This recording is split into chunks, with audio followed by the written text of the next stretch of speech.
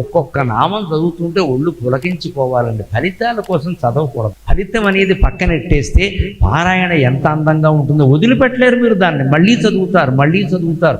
ఆపేసినా పర్వాలేదు, మధ్యలో ఆపినా పర్వాలేదు. దయచేసి పూర్తవ్వాలని వెర్రి నియమాలు పెట్టుకోకండి. అక్కడే మన బతుకంతా పాడవుతుంది. ఎంతైతే అంతే అవుతుంది. నీకు అనుభూతి కలిగింది ఆపే, ఆ అనుభూతి ఆలోచించుకో. మంచం మీద పడుకున్నా సరే, కుర్చీలో కూర్చున్నా సరే, అన్నం తింటున్నా సరే, ఆ నామానికి అర్థం ఆలోచించు. అందులో పరవశించిపో, అందులో లీనమైపో. అప్పుడు అమ్మవారు నువ్వు ఒకటే, వేరే దర్శనం అక్కర్లేదు. ఇంకా ఎంత అందమైన నామాలు ఇవి, ఎంత అర్థం ఉందో ఒక్కో దానికి ఫలితాలు పెడతారేమిటంటే ఇది చదివితే ఈ అర్థం, ఈ కళ్ళకి సంబంధించిన మంత్రం చదివితే కంటి జబ్బులు రావు. లేదమ్మా, అటువంటి స్కీములు లేవు ఇక్కడ. ఈ ఉచిత పథకాలు అమ్మవారికి ఉండవు. ఆవిడకి మీ ఓట్లు అవసరం లేదు ఇక్కడ. రాజకీయ నాయకులండి పథకాలు పెట్టాలి.